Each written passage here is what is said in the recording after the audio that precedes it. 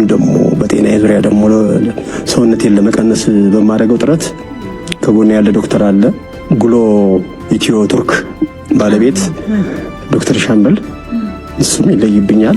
ምክንያቱም ከራስሽ በላይ ተጨንቆ የሚጨነቅልሽ ሰው እንደዚህ አይነት ሰዎች አሉና በርካቶች ናቸው።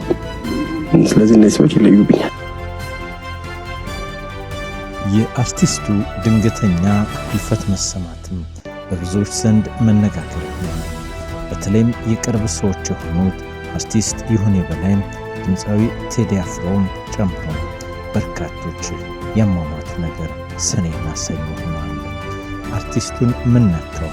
ከቅርብ ጊዜያት ወዲህ በተለያዩ የማህበራዊ ሚዲያ መገናኛ ዘርፎችና በትልልቅ የቴሌቪዥን ጣቢያዎች ቀርቦ ስለ አጠቃላይ ስለ ሰውነቱ ስለ ውፍረቱ ብዙዎች ተጨንቀው ስለ እሱም እንዳሰቡ ለብዙዎች ተናገሩ።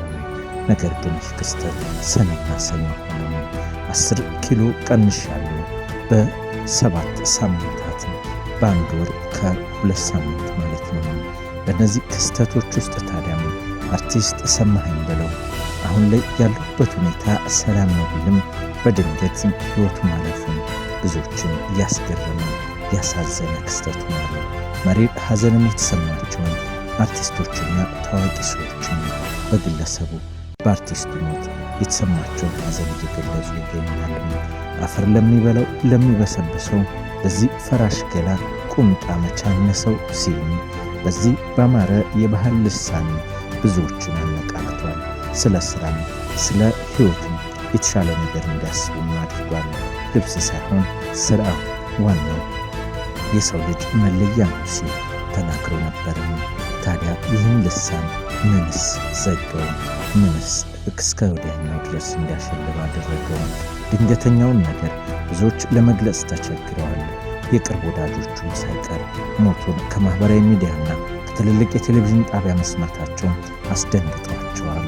ሰኔና ሰኞ ሌላኛው አሳዛኝ ክስተት ሆኗል። ሰሜ ባላገሩም በብዙዎች ዘንድ መነጋገሪያ ነው። ቶሎ ቶሎ በሉ እርቅ ይውረድ አሁን፣ ኋላ ከቀረማ ደመናም እንዳይሆን፣ አንድ እንኳን የለበት የሁለት ሽራፊም፣ አሁን የት ይገኛል እንደ ሞት ቀጣፊም፣ ዓለም እንደምንዋሸው ከሚለው ዘፈኑ የተቀነጨበ ነው። አርቲስቱ ቀደም ብሎ በተናገራቸው በዘፈናቸው የተለያዩ ስራዎቹን ስለ ሞትና ስለ አሳዛኙ የሰው ልጅ ህይወት ብዙ ነገር ብሏልም። የባህል ሙዚቃ አምባሳደር ይሉታል። ስራዎቹ ይህን የሚናገሩ ናቸው። በባህር ዳር ከተማ ተወልዶ አድጎ ልቡና ዘፈን ግን የገጠሩን ማህበረሰብ የሚገልጽ ነው። ድምፃዊ ሰማኸኝ በለው ተወዳጅ የሙዚቃ ስራዎች ያሉት ዘፋኝ ነው። የሙዚቃው ጅማሮ በግሽ አባይ የባህል ኪነት ቡድን ነው። አንቱ የዋ የሚለው ባላገር እንጂ ደቦት እንስራ፣ አውዳመት በላይ ዘለቀ፣ ዙማዋ፣ ማራለሽ፣ እንዴት ነሽ፣ ዝናቡን እና ሌሎች ዘፈኖችም ይወደዱለታል። አለባበሱ የባላገሩን እሴት የተቀባም፣ እስከስታውና ዘፈኑ በእርግጥም የባህል አምባሳደርነቱን የሚያሳይ ነበርም። ቀልድና ጨዋታ የሚደምቅለት ዘፋኝ ነው። ከ6 ዓመት በፊት ከአርቲስት ነጻነት ወርቅነህ ጋር በነበረው ቆይታ 2 አልበሞችን አዘጋጅቻለሁ፣ የገበያ ሁኔታ እስኪስተካከል እጠብቃለሁ ብሎ ነበረ። ግን ሁሉም ቀጠሮም አልተገኙም። ነጻነትም ወደ ሄደበት አይቀሬ ሞት ተጓዘም። 7 የሙዚቃ አልበሞችን በግሉ ሰርቷል። ከ20 በላይ ነጠላ ዜማዎችም አሉት። ከሌሎች ዘፋኞች ጋር በ6 የሙዚቃ አልበሞች ሰርቷል። በግሉ ምሽት ክለቦችን ከፍቶ የባህል ሙዚቃውን ለአፍቃሪያን ሲያቀርብ ቆይቷል። በኋላም ከሀገር ውጭም በመዘዋወር ባህላዊ ሙዚቃ ስራውን አቅርቧል። የኢትዮጵያ ሙዚቃን በሱዳን፣ ኬንያ፣ ጅቡቲ፣ አቡዳቢ፣ ዱባይ፣ ባህሬን፣ ሊባኖስ፣ እስራኤል፣ ስዊዘርላንድ፣ ስዊድንና ሌሎች ሀገራት በመዘዋወር አስታውቋል። የኢትዮጵያ የባህል አምባሳደርም ነበረም። ከዓመታት በፊት ከከባድ የመኪና አደጋም ተርፏል። አዲስ አበባ ባምቢስ የሚባል ድልድይ ስር በመኪናው ገደል ገብቶ ጓደኛው ወዲያውኑ ሲሞት ሰማኸኝ እስራኤል ሀገር ሄዶ ታክሞ ተረፈም። ህይወት ነውና ከዓመታት በኋላ እሱም ወደ ጓደኛው ተሸኘ። ባለትዳርና የ4 ልጆች አባት ነበር። እጅግ በጣም የማድለው ግን ለባህሉ ነው ይላል። ለባህልን በጣም እወዳለሁ። ምክንያቱም አይኔ የሚናፍቀው የውሃ ድምፅ፣ የጅረት ድምፅ፣ እንስራ በጀርባ አድርጋ የምትሄድ ልጃገረድ ሞፈር ቀንበሩ ትከሻው ላይ አድርጎ እያፏጨ በሮቹን ድምፅ እያሰማ እያፏጨ በጣም እያንጎራጎረ የሚሄድ ኮበሌ እንደዚህ አይነት ነገር ነው የሚታየኝ ሁልጊዜ ለኔ ሰማኸኝ በለው በ1997 ዓ.ም ከተዋናይ መስታወት አራጋው ጋር ባደረገው ቃለ ምልልስ የተናገረው ነበርም። የሰማኸኝ የሙዚቃ ወዳጅነት በቀላሉ የተገኘ አልነበረም። ከቀበሌ ኪነት ጀምሮ ወደ ዓለም አቀፍ መድረክ ያደገ ነው። ሰማኸኝ ሙዚቃ የጀመረው በባህር ዳር ታዳጊ ህፃናት ውስጥ ነው። በልጅነቱ ለሙዚቃ የነበረው ፍቅር የተለየ ነበር። ትምህርት ቤት ሲሄድ ደብተሩን በጉያው ሸጉጦ አዲስ የሙዚቃ ካሴት ወጣ ከተባለ ፖስተሩን ለማየት የሚቀድመው አልነበረም። ወደ ሙዚቃ ቤት ሄዶም ይቆምና ያዳምጣል። ያን ዘፈን ወዲያውኑ ትምህርት ቤት ገብቶ ለጓደኞቹ ይዘፍናል። በ1974 ዓመተ ምህረት የ14 ዓመት ልጅ ሆኖ ነው ወደ ሙዚቃ የገባው። ዘፈን የጀመረው ታዳጊ ህፃናት ክፍል ውስጥ ነው። በ1998 ህዳር 11 ቀን ግሽ አባይ ኪነትን በ18 ዓመቱ በውድድር ተቀላቀለ። በድምፅ ውድድር አንደኛ ሆኖ አሸነፈ። ባደረበት ድንገተኛ ህመም ታዲያ ምን ያደርጋል በሕክምና ሲረዳ ቆይቶ ድምፃዊው ሰኔ 8 ቀን 2018 ዓ.ም ህይወቱ አልፏል። ይህ አርቲስት የሙዚቃ ታሪኩን ተከትለን ስናልፍ የሰማኸኝ በለው ዕድሜ 58 ዓመታት ነው። ነገር ግን በበርካታ ባህል እሴታቸውን በሚወዱ ኢትዮጵያውያን ውስጥም እስከ ዘላለሙ ድረስ ነግሷል። አሁንም ቢሆን ሰሜ ባላገሩ አረ ባላገር በብዙዎች ዘንድ የተወደደለት ነው። አፈር ለሚበላው ለሚበሰብሰው ለዚህ ፈላሽ ገላ ቁምጣ መቻነሰው የሰማኸኝ በለው መለያ ሆኖ ሰማኸኝ በለው ሰሚ ባላገሩ ቅጽል ሆኖ አሁን ድረስ ቀጥለዋል። በህይወቱም እስከ መጨረሻው ድረስም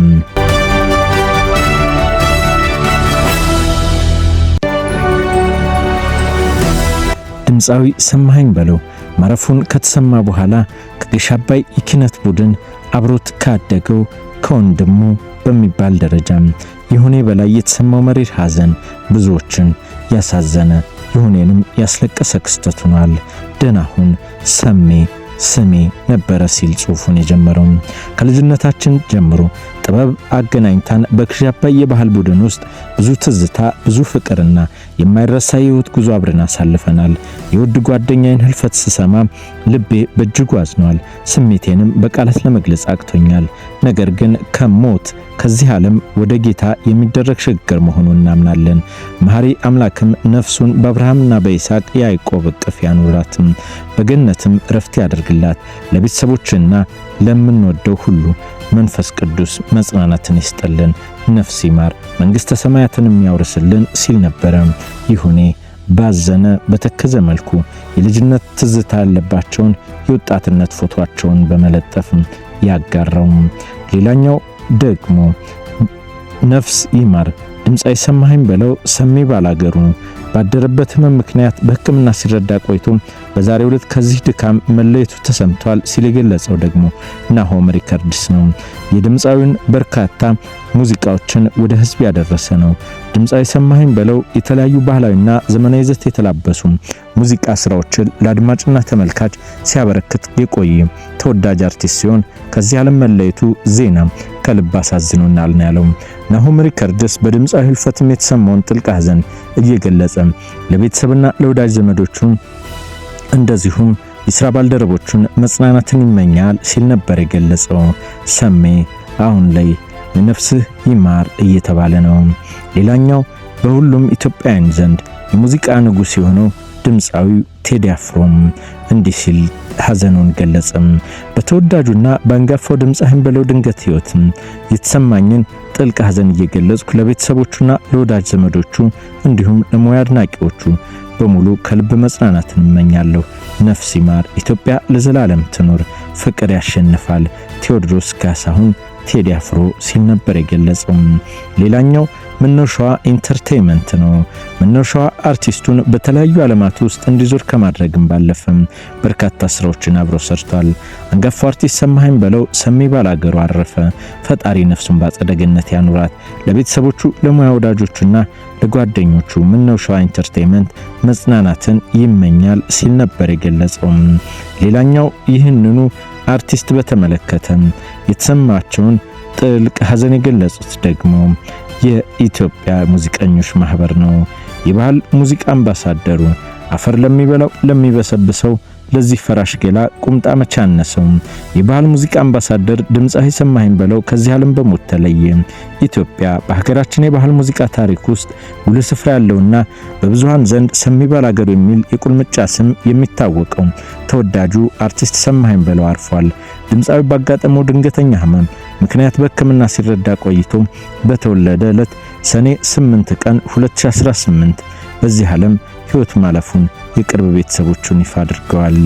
የኢትዮጵያ ባህል ትውፊትና ታሪክ የሚያንጸባርቁ በርካታ ስራዎችን ለአድማጭ ያበረከተው ሰማኸኝ በለው ሙዚቃውን ኢንዱስትሪ ውስጥ የማይረሳም አሻራም ጥሎ አልፏል ሲል ደግሞ የገለጸው ሌላኛው የዚሁ አርቲስት መሞትን ያሳሰበው ድምጻዊ ሰማኸኝ በአጠቃላይ የህይወቱ ጣውረዱን የገለጸበት መንገድ ነው። ሌላው ከዚሁ ከሰማኸኝ በለው ሞት ጋር ተያይዞ መጽናናትን የተሰማኘው የዓለማችን ላይ በርካታ ውጣ ውረዶች ይከሰታሉ። እንደዚህ አይነት ሁኔታዎችን ሰማ ግን ልቤ ተሰብሯል ያሉት ደግሞ ባለሀብቱ ቢሊዮነሩ አቶ ወርቁ አይተነህ ነው። ድምጽህ በልባችን ውስጥ ለዘላለም ይኖራል። በኢትዮጵያ ሙዚቃ ታሪክ ውስጥ የራስህ ደማቅ አሻራ አሳርፈሃል። በየዋህነትና በስለስላሳ ማራኪ ድምጽህ የብዙዎችን ልብ የገዛኸው ተወዳጁ አርቲስት ድምጻዊ ሰማኸኝ በለው ከዚህ ዓለም በሞት በመለየት ድንገት ስለሰማ የተሰማኝ ሐዘን ምን ብዬ መግለጽ እንደምችል ቃላት አጥሮኛል። የባህል ዘመናዊ ሙዚቃ በማዋሃድ በተለይም የጎጃም ባህላዊ ጨዋታዎችና ለስላሳ ዜማዎች ለትውልድ በሚሻገር ረገድም የማይተካ ሚና የነበረ ትልቅ የጥበብ ሰው ነበርክም። በጣፋጭ ድምጽህ ህዝብ ያዝናናህና እያስተማርክ እውነተኛ የጥበብ አምባሳደር ነህ። በአካል ለአካል ከኛ ቢለያይም የሰጠህን ውብ ዜማዎች፣ ጣፋጭ ትዝታዎች ግን በልባችን ውስጥ መቼም አይሞቱም፣ ለዘላለም ሲታወሱ ይኖራሉ። ለአርቲስቱ ቤተሰቦች፣ ለቅርብ ዘመዶች፣ ጓደኞች፣ ለመላው የጥበብ ማህበረሰብና በመላው ዓለም ለሚገኙ አድናቂዎች በሙሉ መጽናናትና ብርታትን እመኛለሁ ሲል ነበርም ባለሀብቱ ወርቁ አይተነው ፈጣሪ ነፍስን በገነት ያኑረው ሲል የአርቲስቱ መሞት እንዳስደነገጠ የገለጸው። ክቡራትና ክቡራን የጋፋት ኒውስ ቤተሰቦቻችን እኛም በአርቲስቱ ህይወት የተሰማንን ጥልቅ ሐዘን እንገልጻለን። ለወዳጅ ዘመድ ለሁሉም ቤተሰቡ መጽናናትን እንመኛለን። ምንድነው የኔ ውፍረት ከቅርብ ጊዜ ወዲህ የመጣ ነው። ምንድነው የሆነው? በእናቴ ወገን በአያቴ ባሳደገችኝ በአያቴ በጣም ወፍራሞች ናቸው። ወፍራም ነን። የዘር አለ፣ እሱ ሆርሞን አለ። ከሱ ውጪ ግን የራሴም ስንፍና አለ። ስንፍና በቃ የኔ የራሴ ስንፍና